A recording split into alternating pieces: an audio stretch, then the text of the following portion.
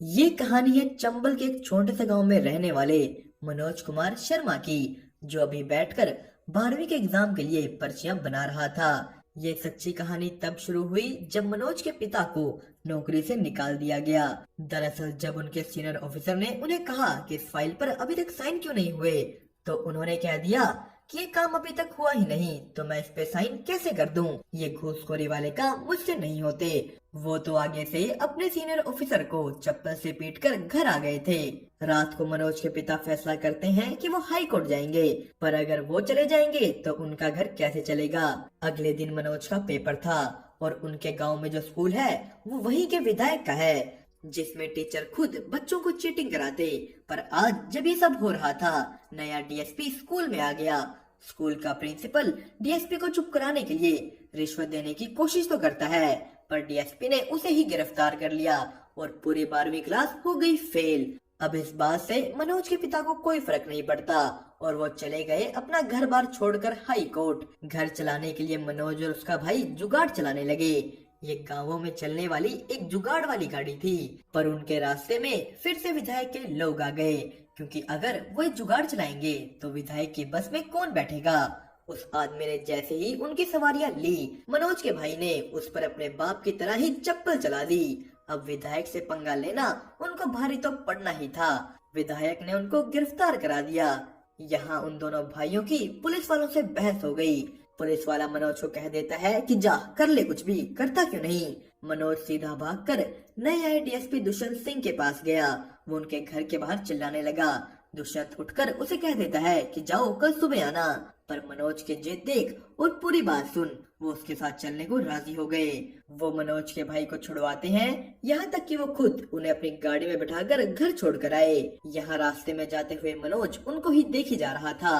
वो उनसे इतना प्रभावित हुआ कि उसने वही फैसला कर लिया कि वो भी उनकी तरह एक बड़ा ईमानदार अफसर बनेगा। मनोज दुष्यंत सिंह से पूछता है कि मैं आपकी तरह कैसे बनूं? तो उसने उसे एक ही बात कही कि चीटिंग छोड़नी होगी। अगले साल दुष्यंत सिंह का तो ट्रांसफर हो जाता है, पर इस एग्जाम में सब बच्चों ने तो चीटिंग की, पर मनोज ने नहीं। वो अपनी मेहनत से 12वीं और बीए दोनों कर लेता है। जिस दिन उसने अपनी बीए की, उस दिन उसकी दादी उसे अपनी जिंदगी की सारी बचाई हुई जमा पूंजी दे देती है कि ले बेटा बन जा बड़ा अफसर और अब गांव वर्दी में ही आना। अगले दिन मनोज निकल गया ग्वालियर के लिए। यहाँ बस में उसके साथ एक औरत भी बैठी थी, वो भी वहीं जा रही है। पर जब ग्वालियर पहुंच मनोज की आंख खुली, उसका बैग वहाँ नहीं था। कंडक्टर से पूछने पर उसे पता लगा कि वो बैग तो उसके साथ बैठी औरत ले गई। मनोज ग्वालियर की भीड़ में उन्हें देखने लगा, पर वो तो 30 मिनट पहले ही बस से उतर चुकी थी। मनोज के सारे पैसे उसी में थे। वो बिना किसी उम्मीद के रात को जा कोचिंग सेंटर के आगे ही बैठ गया। सुबह हुई तो उसे पता लगा कि भर्ती पर तो सरकार ने 3 साल के लिए रोक लगा दी। अब ना वो ऐसे वापस घर जा सकता, ना बिना पैसे से अपना पेट भर सकता। मनोज ने कई दिन तो भूख बर्दाश्त की, पर एक दिन उसे रुका न गया। वो बस स्टैंड पर एक दुकानदार से खाना मांग लेता है कि आप मुझे खाना खिला दीजिए, आप जो कहेंगे मैं वो काम कर लूंगा। उस आदमी ने उसे खाना दे दिया और यहीं उसे खाना खाते देखा प्रीतम पांडे ने। मनोज खाना खा दुकानदार के पास जाता है कि बोलिए क्या काम करना है। दुकानदार कहता है कोई बात नहीं, पर मनोज अड़ गया कि नहीं अब काम बोलिए मैं करूंगा। यहाँ पांडे बोला कि अरे भाई मैं दे दूंगा तेरे पैसे। और बात करने पर पता लगा कि पांडे भी यहाँ वही एग्जाम देने आया था जो मनोज देने आया था, और अब वो दिल्ली जा रहा है यूपीएससी का एग्जाम देने, जिसे देकर एक आईपीएस बना जा सकता था। मनोज कहता है कि भैया हमें भी अपने साथ दिल्ली ले चलिए, मैं भी यूपीएससी का एग्जाम दूंगा। पांडे ने भी मनोज की जिद देख हाँ कर दी। पर जब वो पहुंचे दिल्ली, इतने सारे बच्चे देख मनोज की तो सारी हवा निकल गई। उसका सारा हौसला टूट जाता है। अगली सुबह पांडे और मनोज गोरी भैया नाम के एक व्यक्ति के पास गए जो खुद आईपीएस की तैयारी कर रहे थे। उन्होंने सबको गाइड किया कि यूपीएससी होता क्या है। यूपीएससी के 3 पड़ाव होते हैं। पहला प्रीलिम्स का एग्जाम, उसको पास करने के बाद मेंस और उस बाद इंटरव्यू। पर यह सुनने में जितना आसान लग रहा है, असलियत में उतना ही मुश्किल भी था। 2 लाख बच्चों में से सिर्फ 25 सीसी आईपीएस बन पाते हैं। गोरी भैया का खुद ये आखिरी मौका था। यहाँ मनोज गोरी भैया से अपनी बात करता है। उन्होंने उसके कहने पर उसे एक लाइब्रेरी में साफ सफाई करने का काम दिलवा दिया। पर कुछ दिनों बाद गोरी भैया का रिजल्ट आया और वो पास नहीं हुए। उन्हें फेल होते देख पांडे ने तो एकदम से ही अपना गुरु बदल लिया, पर मनोज नहीं हिला। इसके बाद गौरी भैया ने अपना एक टी स्टॉल शुरू किया, फ्री यूपीएससी गाइडिंग के साथ। यहाँ वो सभी बच्चों को फ्री में पढ़ाएंगे। मनोज यहीं पढ़ने लगता है। प्रीलिम्स का पेपर आया पर मनोज पास नहीं हुआ। गौरी भैया उसे कहते हैं कि रीस्टार्ट, मतलब दोबारा से पढ़ो, दोबारा से सब करो। एक दिन ऐसे ही मनोज चाय ले जाते हुए मिला पांडे के नए गुरु दीप मोहन से। पांडे दीप मोहन को मनोज के बारे में बताता है और उसके बारे जान दीप मोहन ने ये कह दिया कि मनोज कभी कोई जरूरत पड़े तो जरूर बताना। अब ये बात सिर्फ एक लाइन है, ये चीज मनोज को नहीं पता थी। अगले दिन पांडे का एक और नया दोस्त मनोज को देखकर कहता है कि यार मुझे बुरा लगता है इन जैसे लोगों के लिए। ये लोग यहाँ भेड़ बकरियों की तरह आईपीएस बनने तो आ जाते हैं, पर फिर पढ़ाई के अलावा हर तरह की मजदूरी करते हैं। ऐसे कहाँ ही ये आईपीएस बन जाएंगे। ये बातें यहाँ गौरी भैया ने भी सुन ली। वो जवाब में कहते हैं कि हाँ सही कह रहे हो तुम, ये सब चले आते हैं भेड़ बकरियों की तरह, कुछ नहीं होता इनके पास, पर इनके पास जज्बा होता है, जज्बा हर काम करके अपने सपने पूरे करने का। इसी के साथ मनोज का दूसरा अटेम्प्ट आ गया और उसने अब की बार प्रीलिम्स क्लियर कर लिया। गौरी भैया पांडे सब ये जान खुश हुए। मनोज मेंस की तैयारी करने के लिए कोचिंग सेंटर ज्वाइन करने जाता है। यहाँ के लिए भी उसके पास पैसे पूरे नहीं थे, तो वो कहता है कि मैम प्लीज मैं हर काम कर लूंगा, मैं आपके पैसे पूरे कर दूंगा। तो उन्होंने उसे काम दे दिया। उसने यहाँ कुछ फोटो देखी और जोर से कहा कि मैम दीप मोहन सर तो यहाँ पढ़े ही नहीं, उन्होंने तो कोचिंग ली ही नहीं। तो कोचिंग सेंटर वाली मैम कहती है कि ये सब ऐसे ही होता है, हम इन्हें पैसे देते हैं। पर मनोज की बातें एक लड़की श्रद्धा ने सुन ली थी। उसके पूछने पर मनोज ने आगे से सब बता दिया। श्रद्धा और मनोज दोनों इस कोचिंग सेंटर से चल देते हैं। जाते जाते उन दोनों का इंट्रोडक्शन हुआ। मनोज ने अपना नाम और ये बात कि वो यहीं लाइब्रेरी में पढ़ता है श्रद्धा को बता दी। वो इस आस में था कि वो उससे मिलने आएगी और हुआ भी ऐसा ही। यहाँ मनोज के हाथ में एक इंजीनियरिंग की किताब थी, तो श्रद्धा को लगा कि वो एक इंजीनियर है। मनोज ने भी आगे से हामी भर दी। श्रद्धा मसूरी से यहाँ पीसीएस का एग्जाम देने आई थी। तभी श्रद्धा को पता लगा कि मनोज लाइब्रेरी में काम भी करता है, पर उसे इस बात से फर्क नहीं पड़ा। उन दोनों ने साथ में ही एक नई कोचिंग ज्वाइन कर ली। यहाँ उनके टीचर ने मनोज की तारीफ भी की कि वाह भाई क्या ऐसे लिखा है तुमने। उन्होंने उसे एक चॉकलेट दिया और उसने आगे से वही दे दिया श्रद्धा को। आने वाले कुछ दिनों में वो अच्छे दोस्त बन गए। श्रद्धा मनोज को अच्छी तरह समझती थी, वो उसके फाइनेंशियल कंडीशन को भी जानती थी। पर एक दिन कोचिंग के वक्त जब सर ने एक इंजीनियरिंग का सवाल पूछा तो वो मनोज को कहती है कि तुम दोनों इसका आंसर तुम्हें तो पता है। पर यहाँ उसके सामने ये सच आया कि मनोज ने इंजीनियरिंग नहीं बीए की थी। उसे इस बात से बहुत दुख हुआ कि मनोज ने उससे इतना बड़ा सच छुपाया। उसी दिन मनोज की लाइब्रेरियन से लड़ाई हो जाती है। वो मनोज पर बेईमानी का आरोप लगा रहा था। मनोज ने लाइब्रेरी छोड़ दी, क्लास में आना छोड़ दिया। वो एक आटा चक्की चलाने लग गया था। पांडे उसे कहता है कि भाई जाके श्रद्धा से सॉरी बोल ले, वो प्रीलिम्स के लिए मसूरी जा रही है। पर मनोज का कहना था कि अब तो मेंस करके ही सॉरी बोलूंगा। पांडे मनोज के रहने सहने की हालत देख बहुत दुखी हुआ। वो कहता है कि भाई जिद मत कर, काम काज छोड़ और पढ़ ले वरना फेल हो जाएगा। पर मनोज का पेपर उसके हिसाब से बहुत अच्छा हुआ।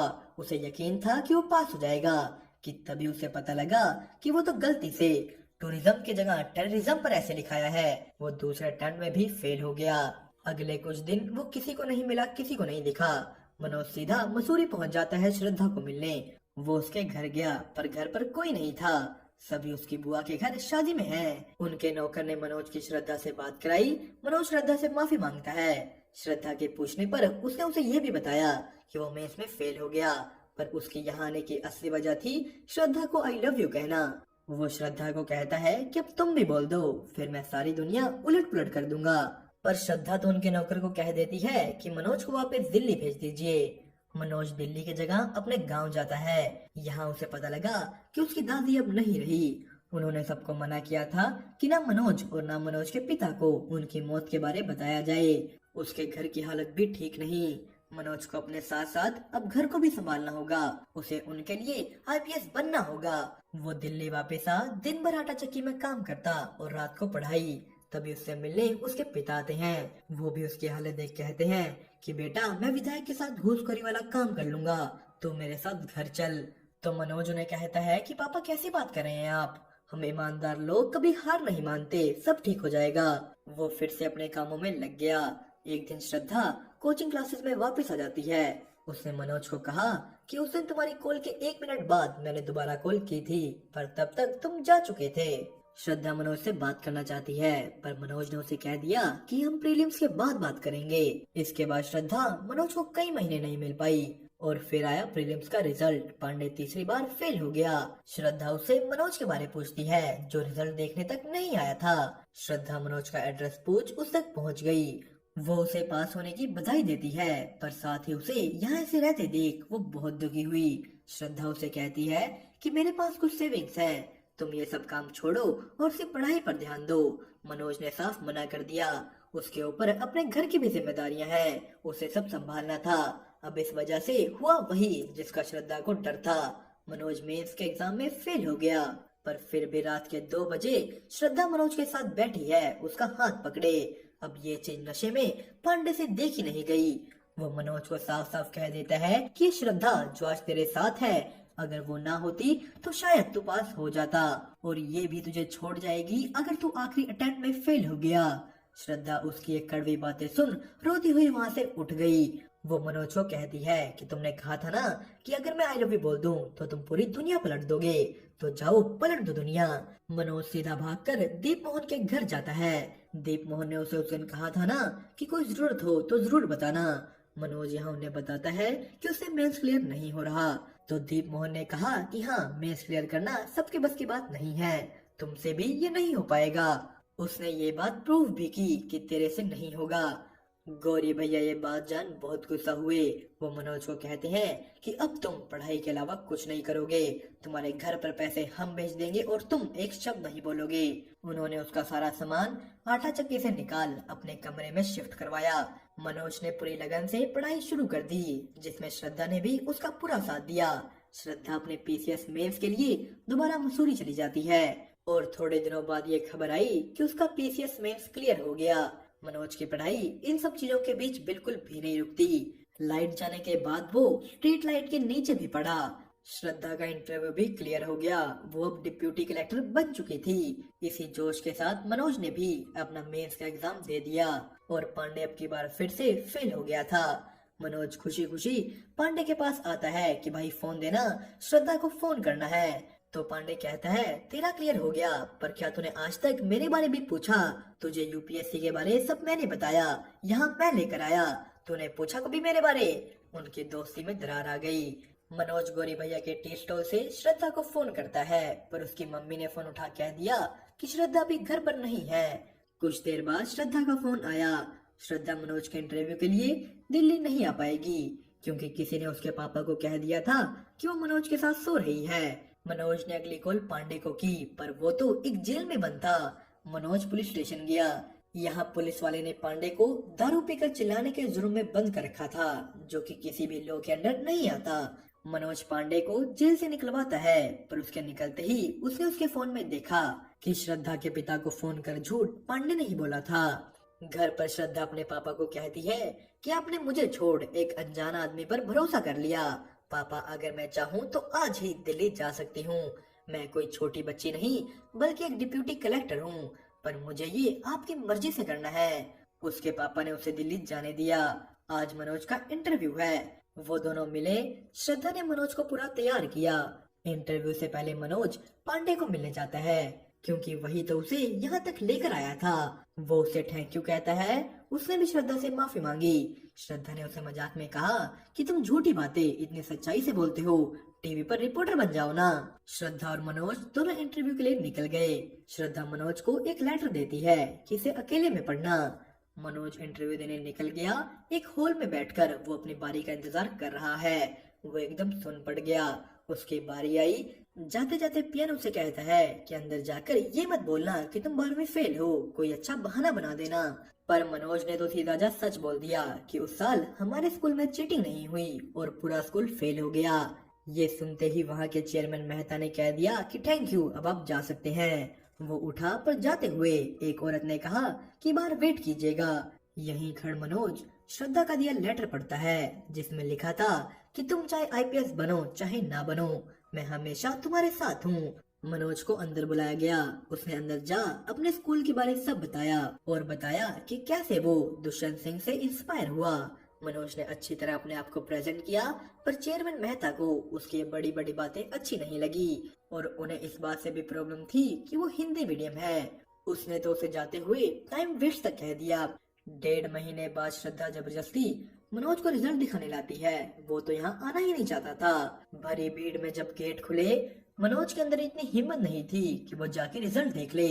श्रद्धा ने रिजल्ट देखा और देखते ही वो रोने लग गई। उस दिन मनोज के जाने के बाद बाकी मेंबर्स ने उसके सिलेक्शन के लिए हामी भरी थी। मनोज आईपीएस बन जाता है। वो दोनों रोने लगे। गौरी भैया, पांडे सब वहां गए। पांडे की ये पहली रिपोर्टिंग थी। गांव में उसके घर वाले, उसके पिता सब खुश हुए। वो वर्दी पहन सबसे पहले दुष्यंत सिंह से मिलने जाता है। उनकी भी छाती उसे देख गर्व से फूल गई। श्रद्धा और मनोज की शादी हो जाती है और इसी के साथ हमारी मूवी 12वीं फेल हुई यहीं पर खत्म। दोस्तों, आपको इसकी एक्सप्लेनेशन कैसी लगी हमें कमेंट करके जरूर बताना। साथ ही साथ वीडियो को लाइक और चैनल को सब्सक्राइब करना मत भूलिएगा।